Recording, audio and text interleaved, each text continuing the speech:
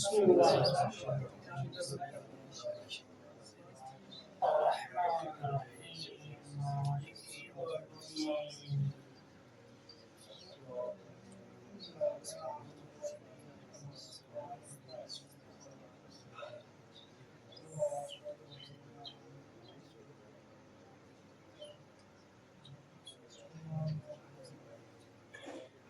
بالله من الشيطان الرجيم بسم الله الرحمن الرحيم الحمد لله الذي هدانا لهذا وما كنا لنهتدي لولا أن هدانا الله لقد جاءت رسل ربنا بالحق الصلاة والسلام والتحية والاحترام مولا ومولى الكونين جد الحسن والحسين بالقاسم محمد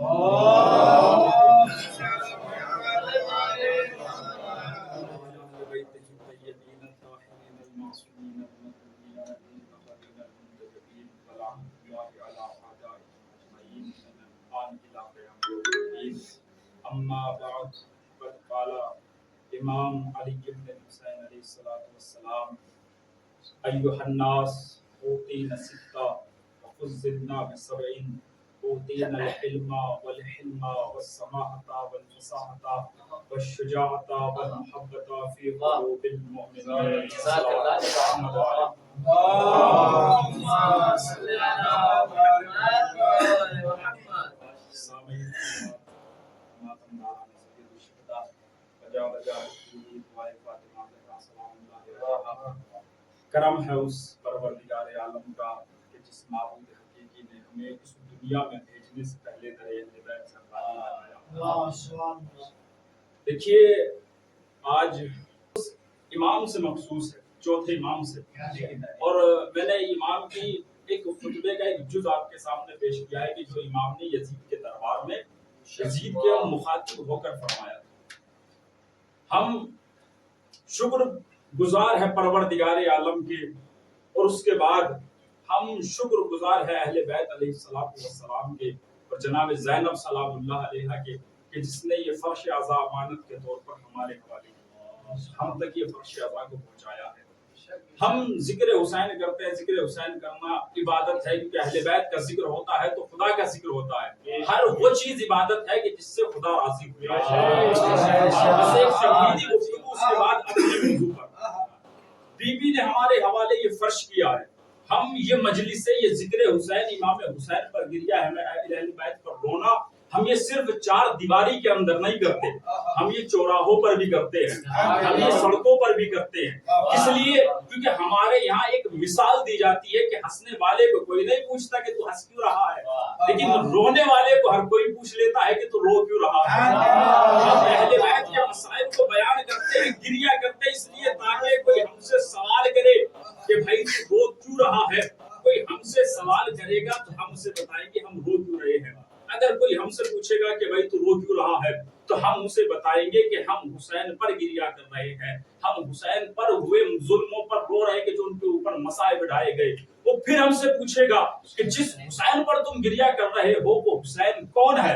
ہم اسے بتائیں گے کہ وہ حسین وہ ہے کہ جن کا جھولا جبرائیل جھلاتے تھے، جن کی ناز و برداری میکائیل اٹھاتے تھے، جن کی ماں خواتین جنت کی سردار ہے، جن کے بابا جنت و جہنم کو تقسیم کرنے والے ہیں.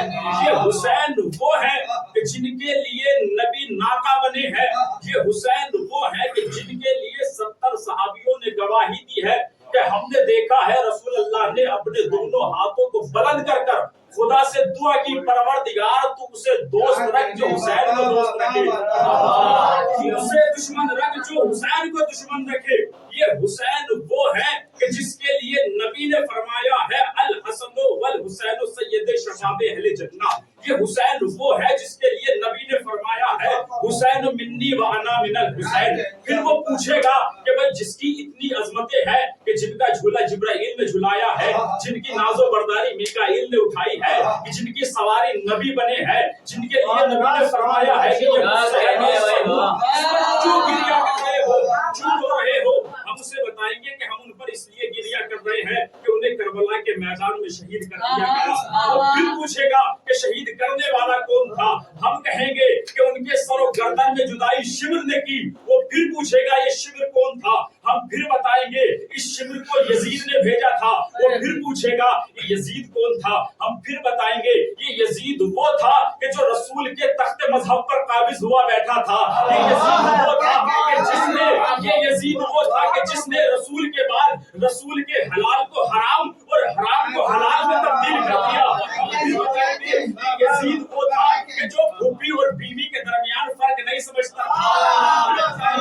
یہ یزید وہ تھا کہ جس نے مسجد نبوی میں گھوڑے بندھوائے. یہ یزید وہ تھا کہ جس کے زمانے میں چوریاں عام ہوئی. یہ یزید وہ تھا جو بندروں کا ناچ دیکھتا تھا. وہ پھر پوچھے گا یہ یزید کس کا بیٹا تھا. ہم پھر بتائیں گے یزید معاویہ کا بیٹا تھا. وہ پھر پوچھے گا معاویہ کس کا بیٹا تھا. ہم پھر بتائیں گے معاویہ ابو سفیان کا بیٹا تھا. وہ پھر پوچھے گا معاویہ کی ماں کون تھی. ہم پھر بتائیں گے معاویہ کی ماں ہندا تھی. وہ پھر پوچھے گا یہ ہندا کون تھی. ہم پھر بتائیں گے یہ ہندا وہ تھی جس نے جناب حمزہ کے کلیجے کو چبایا.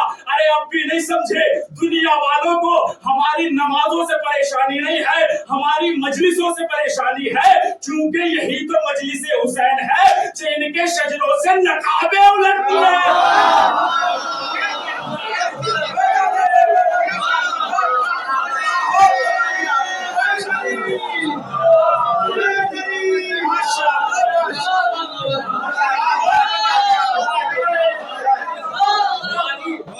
نمازوں سے پریشانی نہیں ہے. تو نماز کا طریقہ ان کا بھی الگ ہے, ہمارا بھی الگ ہے. وہ ہاتھ باندھتے ہیں, ہاتھ کھولتے ہیں. روزے کا دیکھا جائے تو ان کا بھی الگ ہے, ہمارا بھی الگ ہے. وہ پہلے افطار کر لیتے ہیں, ہم بعد میں افطار کرتے ہیں. ہر طریقہ الگ ہے, مگر نمازوں سے دشمنی نہیں. دشمنی ہے تو صرف فرش اعضاء سے, ذکر حسین سے, کیونکہ وہ جانتا ہے جب ان کا خطیب منبر پر آئے گا تو وہ شجرے بیان کرے گا.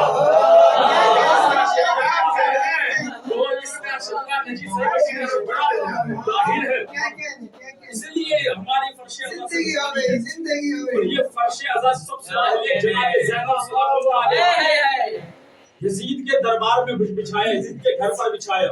یہ فرش اعضاء یہ امانت کے طور پر ہم تک پہنچا. آج چوتھے امام کی روز شہادت ہے. چوتھے امام اور جناب زینب اگر کربلا کے بعد اسلام بچا ہے تو صرف انہی کا محنتوں کا نتیجہ ہے, انہی کی زحمتوں کا نتیجہ ہے جو اسلام آج ہم تک پہنچا ہے. ان کو قیدی بنا لیا گیا. آج چوتھے امام کی شہادت ہے. کون چوتھے امام؟ نام کیا ہے امام کا؟ امام کا نام ہے علی ابن الحسین. امام کے القاب کیا ہے؟ امام کے لقب ہے اصبر الصابرین, صبر کرنے والا نہیں, سب سے زیادہ صبر کرنے والا. کیسا صبر؟ جہاں سے دنیا کی صبر کی حدیں تمام ہوتی ہے وہاں سے امام کے صبر کا آغاز ہوتا ہے. کون امام؟ وہ امام کے جو زین العابدین ہے, یعنی صرف عبادت گزار نہیں ہے بلکہ عبادت گزاروں کی زینت ہے. کون امام؟ وہ امام کے جو سید الساجدین ہے, یعنی صرف سجدہ کرنے والا نہیں ہے بلکہ سجدہ گزاروں کی زینت ہے, سجدہ کرنے والوں کی زینت ہے, سجدہ کرنے والوں کا سید السردار ہے. امام جو سید الساجدین ہے, اصبر الصابرین ہے, زین العابدین ہے. امام زین العابدین عبادت گزار نہیں صرف بلکہ عبادت گزاروں کی زینت. جناب آدم سے لے کر جناب خاتم تک جتنے بھی نبی گزرے, پہلے امام سے لے کر آخری امام تک جتنے بھی امام گزرے, جب اللہ نے سورہ انبیاء میں ان کا تذکرہ کیا تو کہا کانوا لنا عابدین. سب کے سب عابدین ہیں, سارے نبی عابدین, سارے امام عابدین, سارے رسول عابدین, مگر میرا چوتھا امام زین العابدین.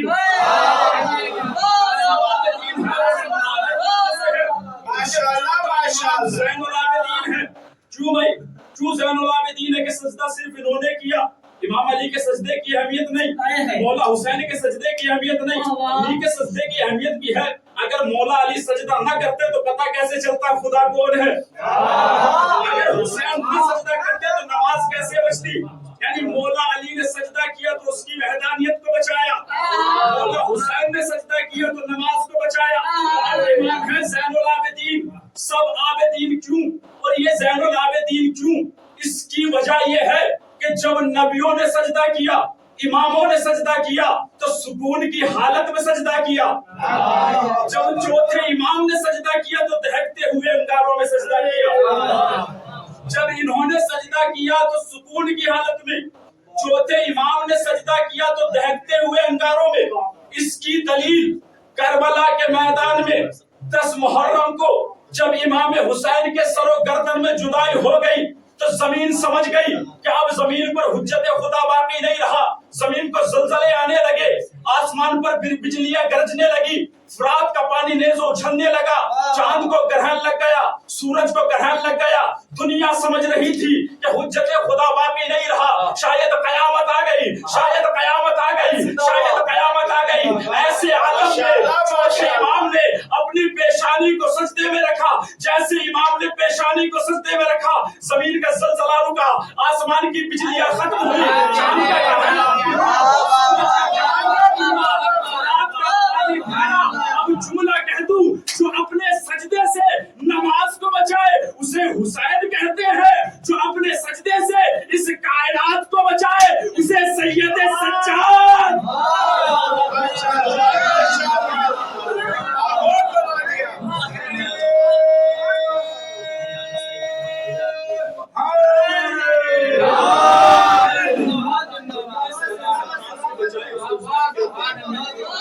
کائنات سمجھ رہی تھی کہ اب کائنات میں حجت خدا باقی نہیں رہا. امام نے اپنی پیشانی کو سجدے میں رکھا تو سمجھ گئے کہ حجت خدا باقی ہے, ابھی قیامت نہیں. جب تک حجت خدا زمین پر ہے تب تک قیامت نہیں آئے. کیونکہ ہم نے دیکھا اصول دین میں چوتھی امامت ہے, پانچویں قیامت ہے. پہلے امامت آئے گی, اس کے بعد قیامت آئے گی. امام نے اپنی پیشانی کو سجدے میں رکھا, دنیا سمجھ گئی کہ ابھی حجت خدا باقی ہے. یہ امام ہے اصبر الصابرین, سب سے زیادہ صبر کرنے والے, زین العابدین, عبادت گزاروں کے زینت, سید الساجدین, سجدہ کرنے والوں کے سردار, سجدہ کرنے والوں کی زینت. چوتھے امام کو آپ نے دیکھ سنا ہے کہ امام کا لقب ہے بیمار کربلا.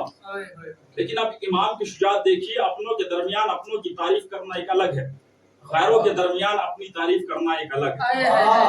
امام نے وہ تعریف یزید کے دربار میں کی کہ جو قاتل حسین تھا, جو قاتل اہل بیت تھا, جو اسلام کا قاتل تھا, جو دین کا قاتل تھا, امام کو دربار میں لایا گیا. صرف امام کو نہیں, امام کے ساتھ ساتھ ان کی ماں بہنیں بھی تھیں جن کو بے مقنع چادر. امام کا عالم کیا ہے؟ امام کا عالم یہ ہے کہ گلے میں خاردار توپ ہے, ہاتھوں میں ہتکڑیاں ہیں, پیروں میں بیڑیاں ہیں. اس طریقے سے امام کو لایا جا رہا ہے کہ امام کی کمر جھکی ہوئی. اب امام کی شجاعت سنیے گا. تاریخ میں 2 روایتیں ملتی ہے, ایک دربار ملتا ہے کہ یزید کا دربار میں لگا ہوا تھا, ایک یہ ہے کہ یزید کا دربار مسجد اموی میں لگا ہوا تھا. امام اور ان کے ساتھ اسیروں کو بلایا گیا. اب جیسے ہی تمام اسیر اور امام آئے, یزید نے اپنے خطیب کو اشارہ کیا, منبر پر جا کر ہماری حمد و ثنا کر. اب یزید کا خطیب منبر پر گیا اور جانے کے بعد اس کے جو منہ میں آتا گیا وہ بکتا گیا. اس نے اب یزید اور ابو سفیان کی تعریفوں پہ تعریفیں کرتا چلا گیا, حسین اور خانوادے اہل بیت کی برائی پہ برائی کرتا چلا گیا. کیوں؟ کیونکہ بنی امیہ کے جتنے اس نے ٹکڑے کھائے تھے اسے حلال کرنے تھے. اب جب وہ خطیب اپنی حدوں سے پار ہوا, اپنی حدوں کو گریز کرتا ہوا اپنی حدوں سے پار ہوا اور امام اہل بیت پر بہتان پہ بہتان لگاتا چلا گیا, انہیں جھوٹے پہ جھوٹا بناتا چلا گیا. اب امام کو غیظ آیا اور غیظ میں آنے کے بعد امام نے اپنی ہتکڑیوں کو سنبھالا. سنبھالنے کے بعد اس خطیب کی طرف دیکھا, دیکھنے کے بعد قالا فصاحا به علی ابن الحسین ویلک ایھا الخاطب اشتریت مرضات المخلوق بسخط الخالق. امام نے ہتکڑیوں کو سنبھالتے ہوئے یزید کی طرف دیکھ کر کہا, خطیب کی طرف دیکھ کر کہا, وائے ہو تجھ پہ اے خطیب, تو نے لوگوں کی مرضی خریدنے کے لیے خدا کو ناراض کر دیا. لوگوں کی مرضی خریدنے کے لیے اس خدا کو ناراض کر دیا.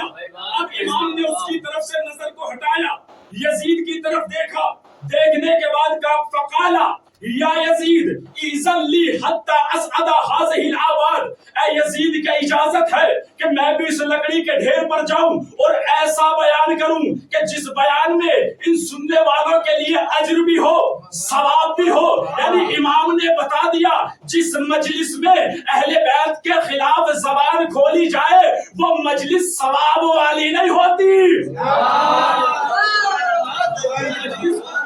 سوال کھولی نہیں ہوتی. امام نے کہا کہ اب مجھے اجازت دے اب مجھے اجازت دے کہ میں بھی اس لکڑی کے ڈھیر پر جاؤں. میں کہوں گا مولا اشارہ تو ممبر کی طرف ہے مگر کہہ رہے ہیں لکڑی کا ڈھیر.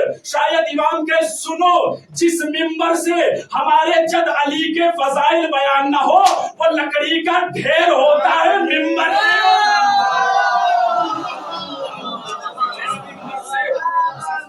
ہمارے جد علی کے فضائل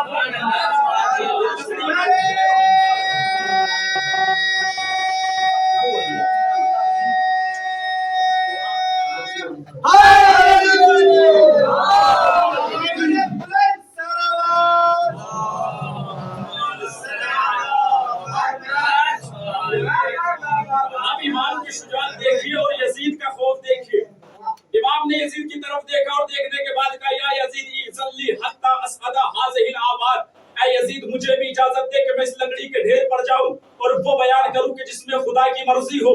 ایسا بیان کروں کہ جو ان کے لیے باعث اجر بھی ہو ثواب بھی ہو. اب لوگوں نے کہا کہ یہ قیدی ہے اے یزید اجازت دے دے. یزید نے فوراً منع کر دیا کہ اجازت نہیں ہے. لوگوں نے اصرار کیا اے یزید اجازت دے دے. آخر اس کی بات پہ یقین کون کرے گا اس کی بات پہ یقین کون کرے گا. جیسے ان لوگوں نے یہ کہا یزید نے فوراً کہا انہو ان سعیدہ لم ینزل الا بفضیحتی و بفضیحتی آل ابی سفیان. ارے تم اس کو نہیں جانتے اگر یہ آج ممبر پر چلا گیا تو اس وقت تک نیچے نہیں آئے گا جب تک میری اور میرے خاندان ابو سفیان کی رسوائی نہ کر دے.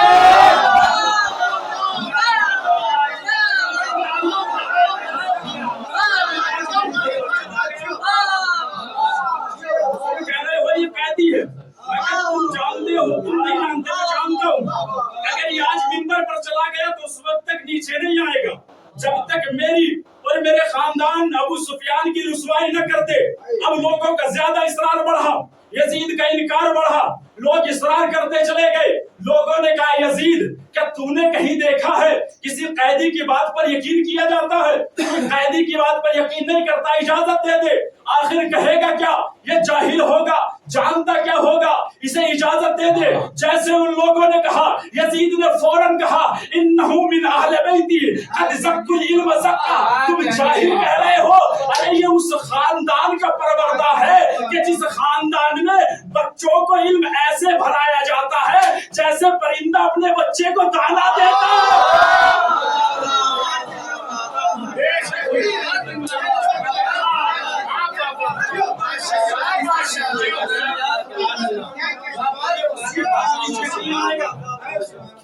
میرے خاندان اہل ابو سفیان کی رسوائی نہ کرتے. تم کہہ رہے جاہل ہے کچھ نہیں جانتا ہوگا. میں جانتا ہوں تم ہی تو جانتے ہو کہ یہ خارجی تھا مگر میں جانتا ہوں یہ کس خاندان سے تعلق رکھتا ہے. اب جیسے زیادہ لوگوں کا اصرار ہوا یزید انکار کرتا چلا گیا. اب یزید نے سوچا اگر اب اجازت نہیں دی تو لوگ شک میں پڑ جائیں گے کہ آخر وجہ کیا ہے کہ جو یزید اس قیدی سے گھبرا رہا ہے جبکہ دربار یزید کا ہے درباری یزید کے ہے تخت یزید کا ہے تاج یزید کا ہے حکومت یزید کی ہے حاکم خود یزید ہے پھر یہ قیدی سے گھبرا کیوں رہا ہے. اب یزید نے نہ چاہتے ہوئے بھی امام کو اجازت دی. اب جیسے ہی میرے امام کو اجازت ملی میرا مولا ہتھکڑیوں بیڑیوں کو سنبھالتے ہوئے اس طریقے سے منبر پر پہنچا کہ جیسے میرا پہلا امام علم کو لے کر جنگ خیبر میں پہنچا تھا. میرا امام منبر پر گیا. جانے کے بعد حمد و ثنا کرنے کے بعد لوگوں کی طرف دیکھا اور دیکھنے کے بعد کہا ایھا الناس اعطینا ستہ. اے لوگوں ہمیں 6 چیزیں عطا کی گئی ہے وَفُضِّلْنَا بِسَبْعٍ، اور ہمیں 7 چیزوں سے تم پر فضیلت حاصل ہے. وہ 6 چیزیں کیا ہے؟ اوتینا العلم، اللہ نے ہمیں علم عطا کیا. اوتینا الحلم، اوتینا السماحت، اوتینا الفصاحت، اوتینا الشجاعت، اوتینا المحبت فی قلوب المؤمنین. اللہ نے ہمیں علم کے ساتھ ساتھ حلم بھی عطا کیا. اللہ نے ہمیں سماحت عطا کی.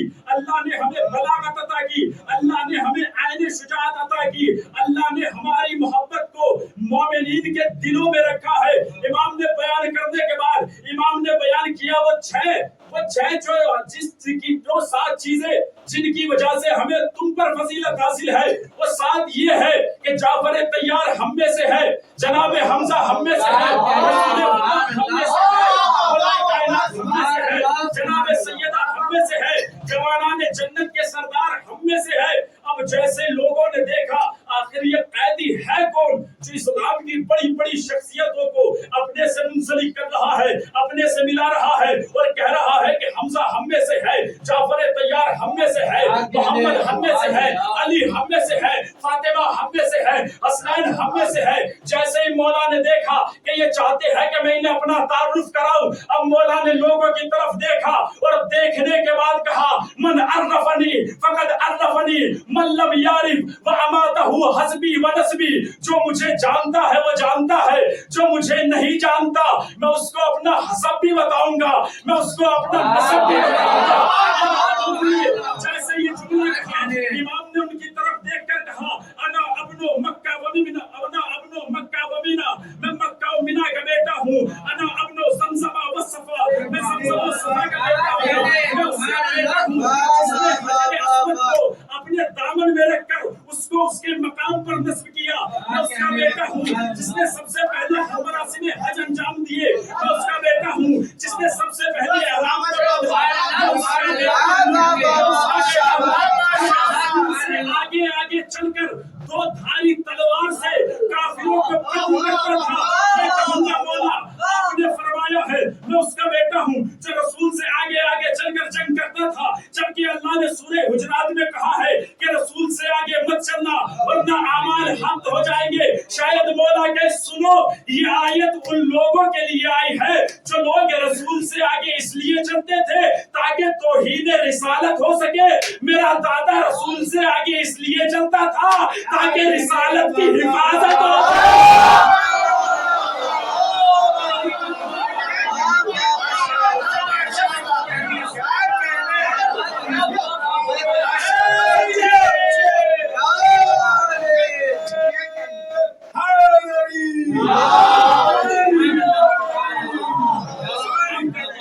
مختصر کیا خطبہ امام نے فرمایا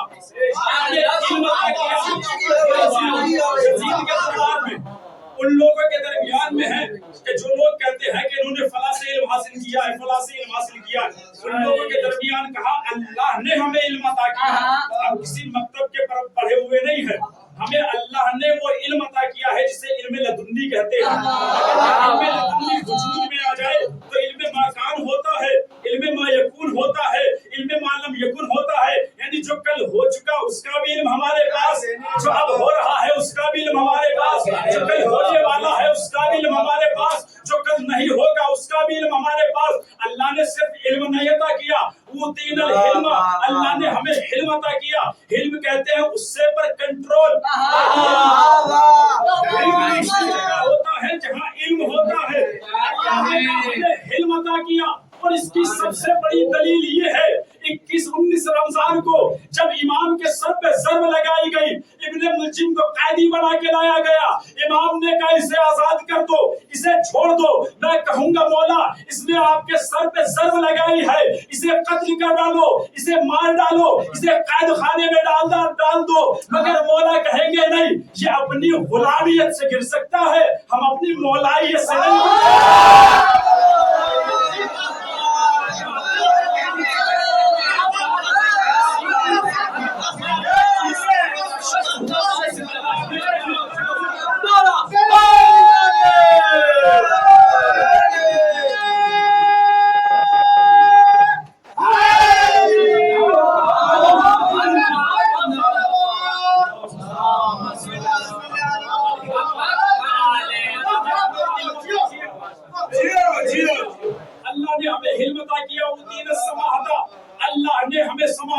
یعنی سماحت یعنی بزرگواری، سماحت یعنی بزرگواری۔ اے یزید اللہ نے ہمیں بزرگ بنایا ہے۔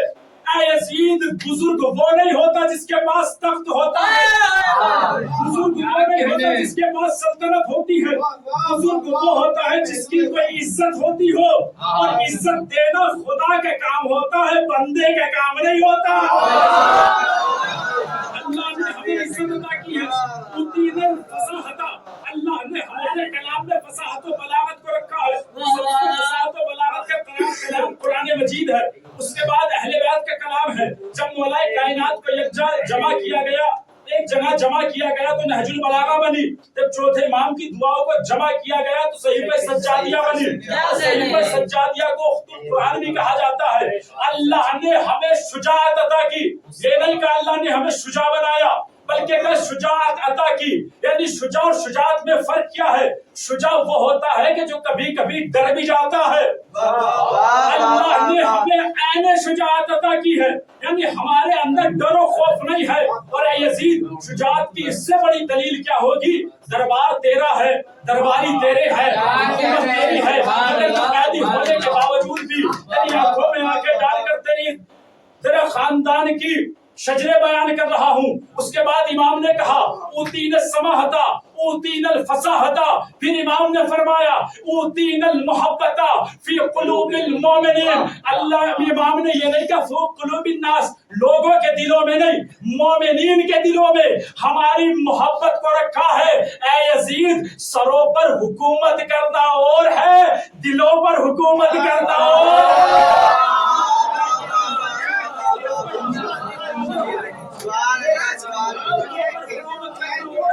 ہماری محبت کو مومنین کے دلوں میں رکھا۔ بس آخری بات خطبے کے ختم دعا، جیسے امام کا خطبہ سنا لوگ گریہ کرنے لگے، کیا آخر یہ ان سے تعلق رکھتا ہے؟ انہیں قتل کیوں کیا گیا، اسیر کیوں بنایا گیا، قیدی کیوں کیا گیا؟ اب یزید نے دیکھا کہ اگر یہ سب جاننے لگے، سب جان گئے تو یہ میری حکومت کو گرا دیں گے۔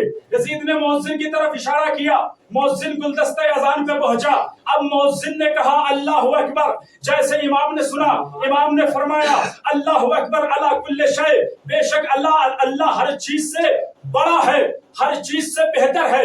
اس کے بعد فرمایا اشہد ان لا الہ الا اللہ۔ امام نے فرمایا کہ میری کھال، میرا یہ جسم، میرا یہ گوشت، میری یہ ہڈیاں، ہر چیز اس بات کی گواہی دیتے ہیں کہ بے شک اللہ ایک ہے۔ جیسے مؤذن نے کہا اشہد ان محمد رسول اللہ، امام نے مؤذن کی طرف دیکھا، دیکھنے کے بعد کہا اے مؤذن تجھے خدا اور رسول کا واسطہ یہیں پر خاموش ہو جا۔ مؤذن خاموش ہوا۔ امام نے یزید کی طرف دیکھا، دیکھنے کے بعد کہا یا یزید ھذا محمد جدی ام جدک، اے یزید بتا یہ محمد تیرا نانا ہے یا محمد میرا؟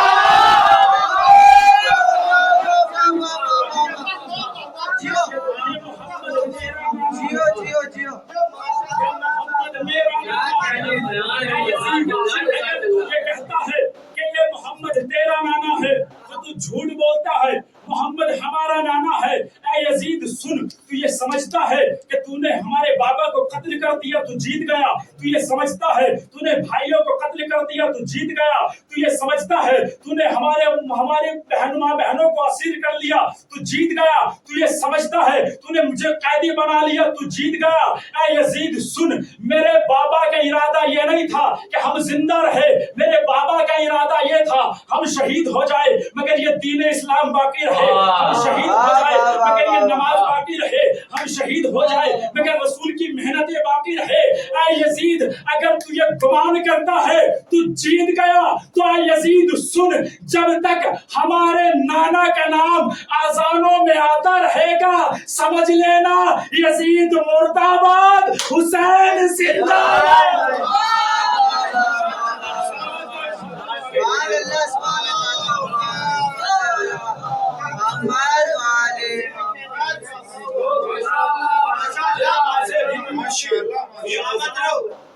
اس بات کی دلیل ہے، اس بات کی گواہ ہے کہ ابھی جو مقصد میرا بابا کا مقصد تھا وہ مقصد زندہ ہے۔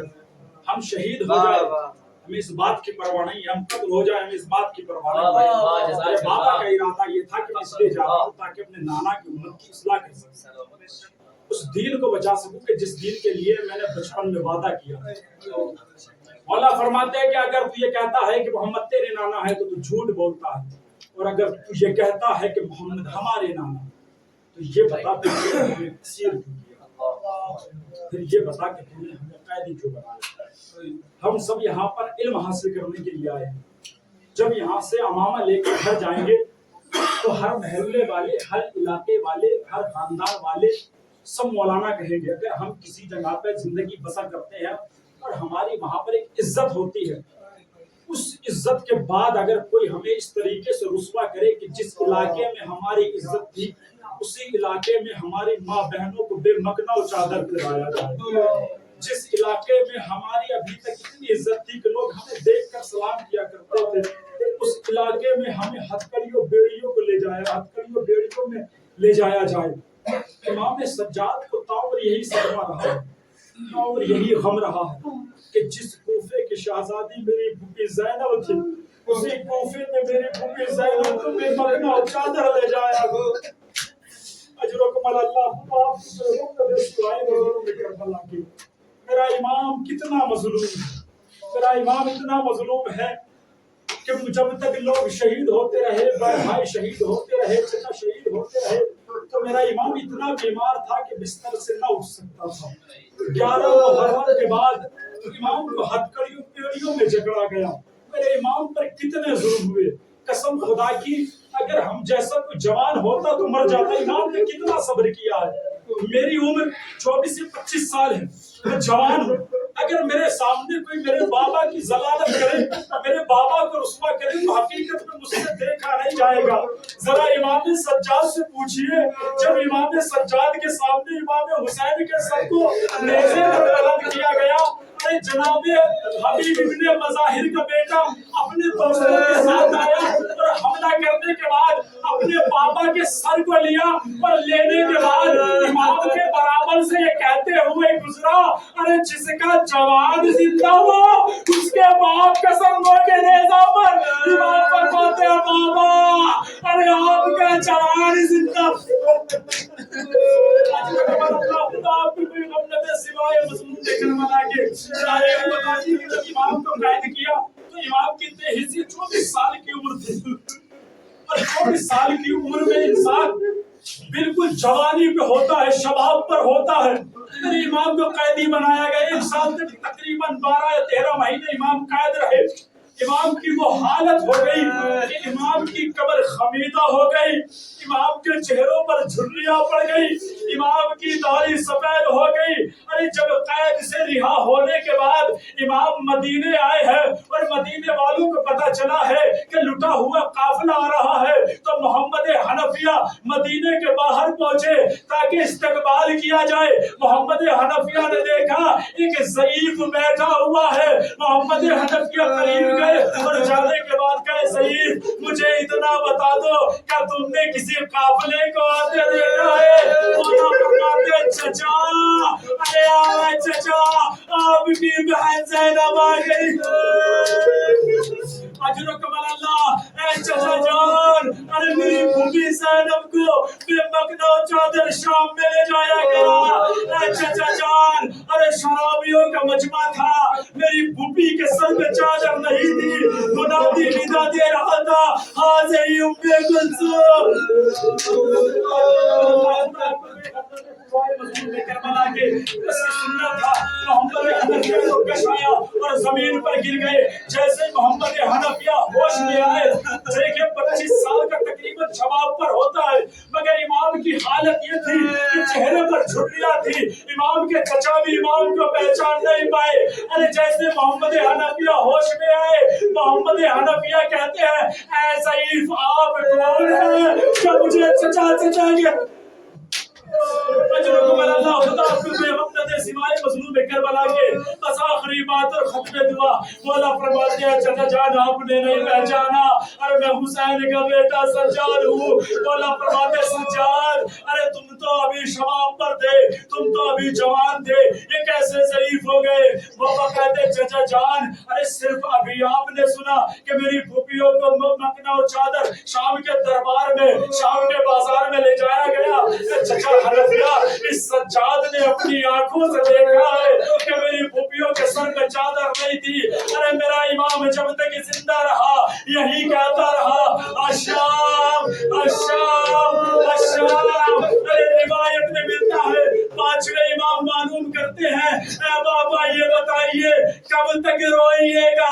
مولا فرماتے ہیں اے بیٹا ارے میں جب بھی آنکھیں بند کرتا ہوں مجھے چلتے ہوئے خیمے لگتے ہوئے تماچے دکھائی دیتے. اے بیٹا مجھے سکینہ کی آواز آتی ہے, میں جب بھی پانی کو دیکھتا ہوں میرے بابا کی پیاس آتی ہے.